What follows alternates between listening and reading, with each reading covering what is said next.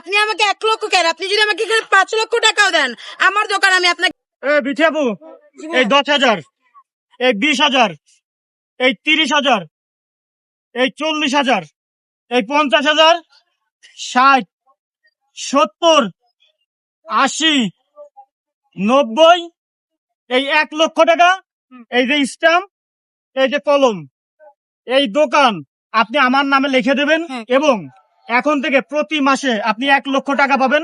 পাশাপাশি আপনার ঘর ভাড়া, কারেন্ট বিল, যাবতীয় খরচ আমি দেব। এই দোকান আপনি আমার নামে লিখে দেবেন এবং প্রতি মাসে আপনাকে 1 লক্ষ টাকা দেব।